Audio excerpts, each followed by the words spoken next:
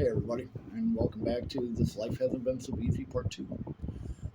Now, I told you a little bit about how big of a piece of garbage my dad was. Well, we're going to dwell a little deeper into that one. Stick with me on this. And always, I have to write this stuff down because there's just too much things going up there. Alright, so I'm going to start with the Easter story first, and getting held back in kindergarten. So around Easter, my neighbors had called a little singing bunny service, where this guy dressed up like a big ass bunny and come around, hopped all the way down the sidewalk up to your door, gave you a big Easter basket, and would sing a song.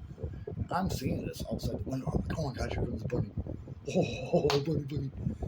And yeah, so my mom answered the door. He starts singing, and my mom's like, excuse me, sir. And he keeps singing. My mom's like, sir, you have the wrong house. And he's like, and I'm like, no, he does not have the wrong house, Mom. Let him finish the job. And yeah, so I had to watch him hop all the way down the stairs and to the next house. And I'm bawling. I mean, I'm like snot coming out my nose. Like, oh my God, you sent the bunny away. And with that story, in kindergarten, to pass to the next grade, you had to make an Indian weaving basket for Easter. And with all this going on, I'm like, no, I ain't doing that. Like, you have to. And I'm like, no, I really don't. And they're like, Bobby, you have to. And my exact words were, I'm not fucking doing it. Bam. You're going to the office. We're calling your parents. All that good noise, right? So they come, and my parents are like, oh my God, I can't believe he said all this. And they swore at me all the time. And, they're just bad parenting, like bad. But yeah, so anyways, we're all excused. Well, my mom, my dad, and me are walking down the hall, and they're smacking me in the back of the head, being like, you fucking retard, what are you doing? Little did they know the teacher is right behind them. So yeah, that didn't turn out well for them. So yeah, so I got held back a year, and then I didn't graduate on time. It was stupid, crazy, stupid. But anyways, let's get started with what kind of parents these guys were. All right. So as I said, my mom and dad drank way too much. I don't know where they got the money, but my dad, he grew up as a farmer. And that was the only time he was really happy, is when he was on a farm. So I don't know what happened. Well, maybe one time I know what happened, because and here's the story for that. Um, so yeah, if you live on a dairy farm, or if you work on a dairy farm, the owner has a house like right outside the main building, and you'll get rent for free. You get free steaks and all that. And well, he got to be good friends with this owner, and the owner's like, "Hey, I'm going to go on vacation." My dad's like, "Bet." Yep, went on vacation. My dad sold every one of his cows, 48 of them, for at least 1,200 apiece. He got caught, obviously. I'd never seen any of the money, so I don't know if the check just didn't clear, or if this guy knew something was up and knew the actual owner of the farm. But yeah, sold 48 cows for 1,200. Like, yeah, you're rich, dumbass. Um, so okay. Now my mom and dad. Uh, how do I go about this? Yeah. So when they didn't have any money, they make a way to get food or something like that. And even if that was sending me and my sister into a grocery store late at night with a list, and here, pick out everything, put it in the cart, and then roll the cart right out the door. And it's like, who does that? Like, honestly, like I can't stop saying who does that, because it's just crazy, worthless. But yeah, so me and my sister are gathering up all these groceries. I'm too young to even be able to read yet. And I'm like, I want to hold the list. And my sister's like, Bobby, we don't have time. So, and we made it out of the grocery store. Like, we actually made it all the way through the doors and all this. And then the owner's like, hey man, what are you kids doing? And there goes my mom and dad driving away. So they call the cops. Cops come, and my sister's like, Bobby, don't tell them your name. Don't tell them who you are. Well, them little tags on the back of your jacket. Yeah, says your name and your address. There, way to go. Good thinking on that one. Ugh. Like, all I can do is like laugh about this. Laughter is the best cure, right? Or tequila. So yeah, I mean, I drink myself. So. But yeah, my mom always wanted me to have a kid, and I never gave that to her. Relationships didn't work, but she knew I'd be a good father. I knew what a bad one was.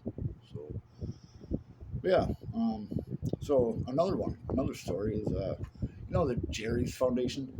Jerry, I can't think of his last name, but he hosts a television program. There, I got it out right. That you call and donate. Well, my dad grabbed me and my sister and took a coffee can, one of the big Campbell's coffee cans, and with white paper wrote "Help Jerry's Fund." And then he took my sister's and mine winter jackets, and it's cold out. And he's like, "All right, you can get back in the car when you have enough money for a case of beer and a carton of cigarettes. And it's cold outside, so you might want to fucking hurry up." Sorry. Um, so yeah, we're like, "Okay, well, let's do this." And we're walking up to doors, and they're like, "Oh, we donated already, but kids, where are your jackets?" And we're like, "Okay, bye. We gotta go." So yeah, I mean, these are short little stories, but they're stories of my life, man. Um, so my mom wanted to go out to the bar one night, and he was like, "No, you're not going anywhere." And she's like, "Oh yeah, actually I am, because if I stay here, you're just gonna punch me over and over."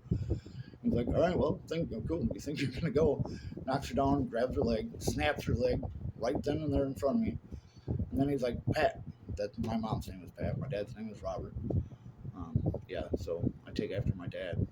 Only name only. But he's like, "Pat, we need to make this look legit." And she's like, "Get off me!" And he grabs her head and smashes it off the floor. And then he's like, "All right, I'll be back after nightfall." Because obviously cops are always looking for him. It's the only guy I ever knew that even if he got out of jail that day, he already had cops looking for him again. It's like, how is that possible? I mean, you just got out. So yeah, another quick little story was my mom had to go in for stomach surgery, and yeah, he got so drunk that he forgot where she'd been. And it's like, ask your kids, man. Your kids know where mom is. You're just a drunk, man. And she comes back in, and he was so drunk already that he had forgot where she was. And he was like, "Where in the hell is my dinner, bitch?" And punched her in the stomach. Went right through staples, right through stitches. So then he's like, "Oh, great. I got to go hide again, because the cops are going to come wondering why you have a hole in your stomach." The ambulance had to come and put new staples in right then and there at the house, which my mom was screaming bloody murder. I mean, it had to hurt. She's already doped up, and still, like, there's nothing that could stop that. And yeah, so there's that one. And he was a good hider. I mean, this guy, I'm 5'7", or I'm 5'6" now. I happen to get shorter every year. But yeah, so I'm the tallest in my immediate family. My mom, my sister, and my dad, and me. I'm 5'7". My dad was like 5'5". My mom was like 5'4". And my sister was 5'6". Grew up in a family of midgets. So yeah, you got that one. Um, these are just horrible stories. Like, why would, like, these are kids. Like, they shouldn't see this kind of thing. But I did. So it is what it is. It's over. Um, Now, my dad died in 2008. I celebrated that. My buddy, me and Chad, he's like, "Hey man, let's go." My buddy Brian wasn't so happy about it. He's like, because Brian never knew his dad, And I was like, I would have rather not know my dad than know what kind of piece of garbage he was. And I'm being polite when I say piece of garbage. People know my language, and I'm holding back a little bit. Um, so yeah, my dad got drunk another time, went and hit a train.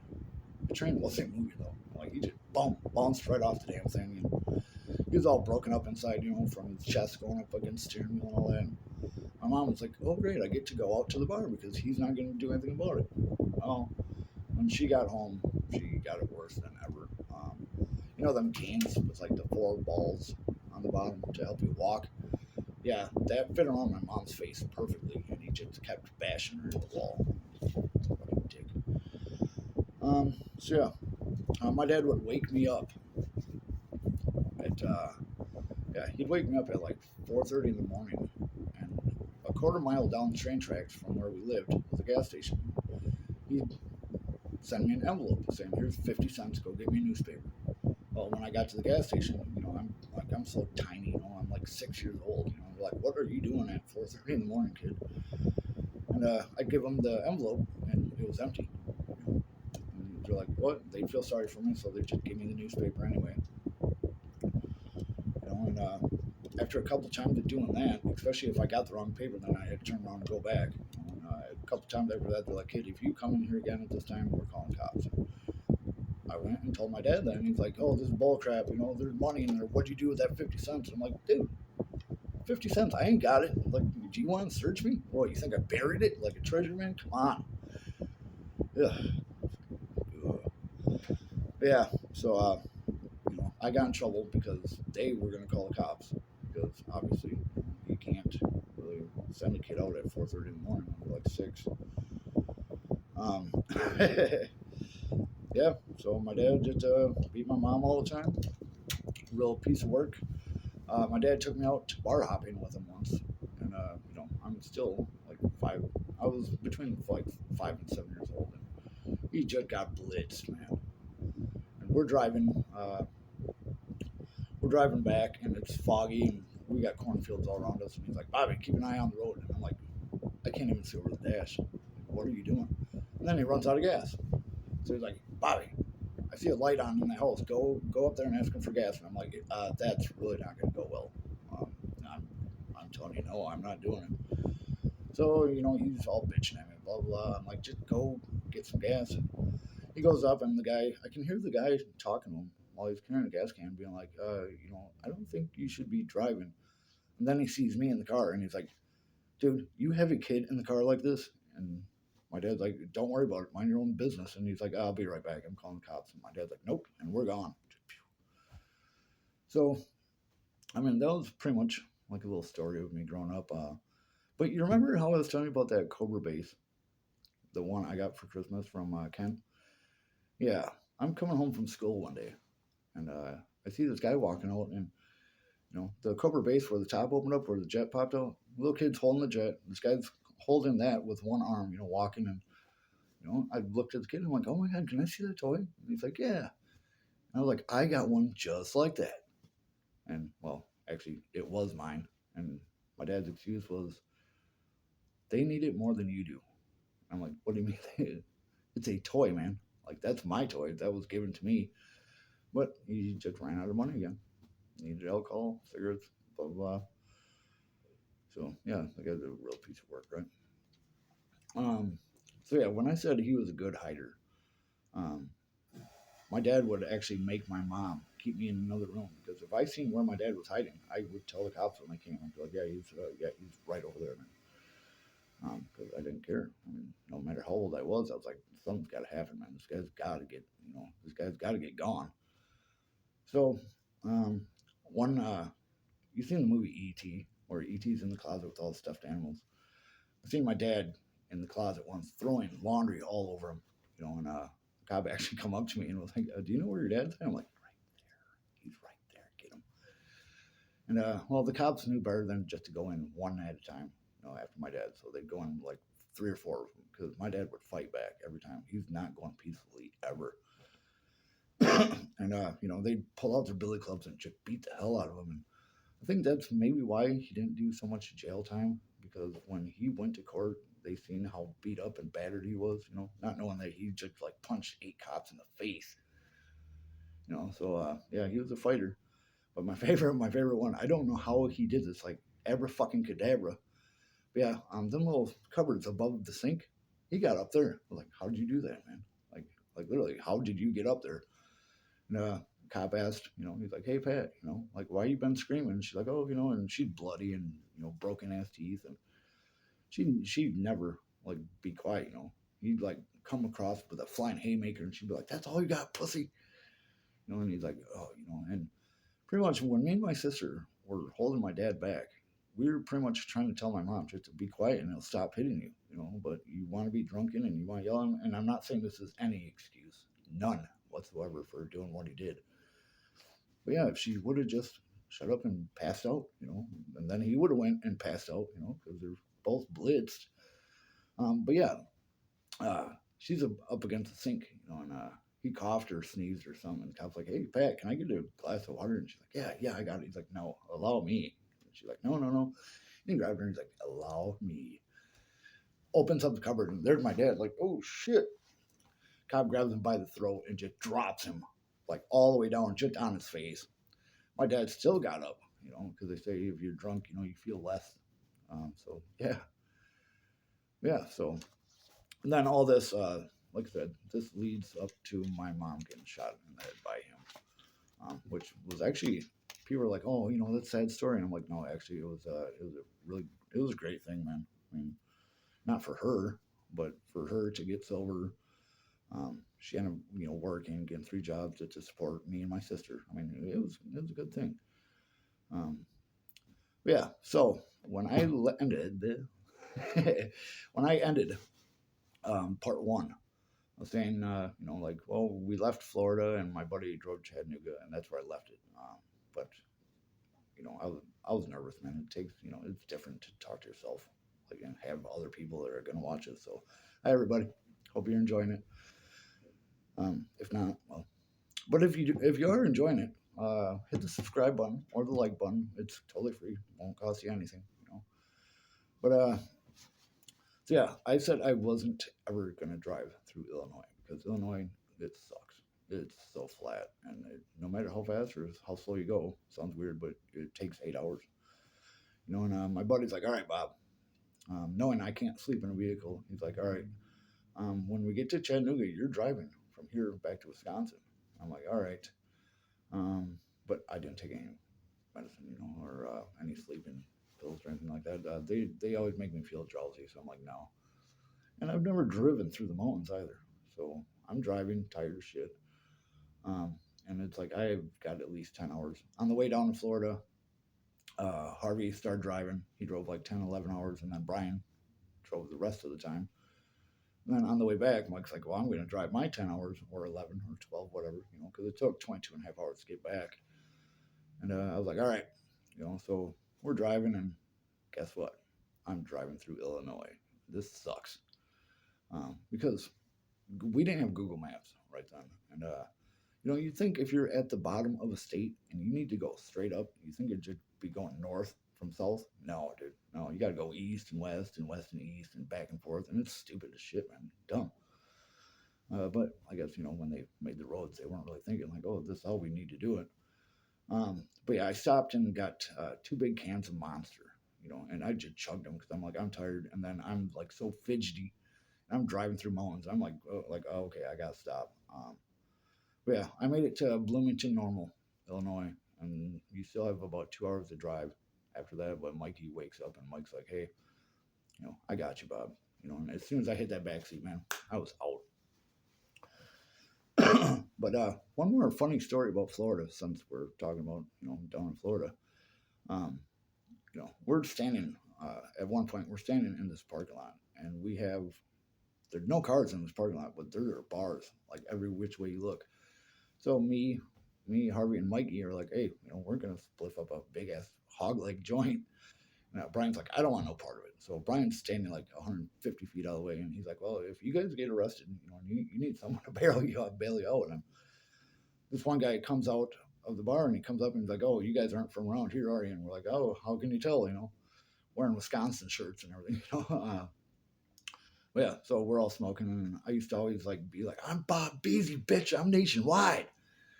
And well, so I'm like that. And like 7 years later, I'm in a bar in Janesville, Wisconsin. That's where I grew up.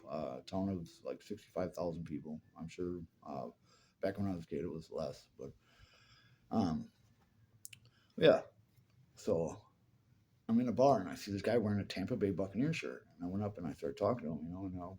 We're getting along, and I'm like, "What's your name, man?" He's like, "I'm Bob Beasy," and I'm like, "What? No, I'm Bob Beasy." And he's like, "No, man, I'm Bob Beasy." And for some reason, I don't know, like if they heard me while I was yelling in Florida, but he's telling me when he got married, it was him and his 4 groomsmen. And when the priest was like, "Okay, which one's Bob Beasy?" They all stepped forward, and I was like, "Wait, what?" And I was like, no. And I showed him ID. I'm like, no, Robert Beese, that's me. And he's like, oh my God, hang on, I got to go get my wife. So he goes and gets his wife, and he's like, baby, you wouldn't believe who this guy is. And she's like, oh, I don't know, Bob Beese. And he's like, yes, it is. She's like, yeah, okay. And I was like, no, I really am. And when I actually showed her proof that I was, she jumped up and gave me a big old hug. And she's like, I've heard so much about you. I'm like, so much about me. I've never met you guys ever in my life, you know. And you guys are from Florida. I'm from Wisconsin. So yeah, it makes me kind of wonder, like, if there's a college dorm or something like that, like down in Florida, with like a statue of, hey, Bob Beasy, man. So okay, so that's my story. Hope you enjoyed. I should have part three coming up. Sorry it took so long for part two. I work like a second into a third shift job. So, all right, have a good one. Be good.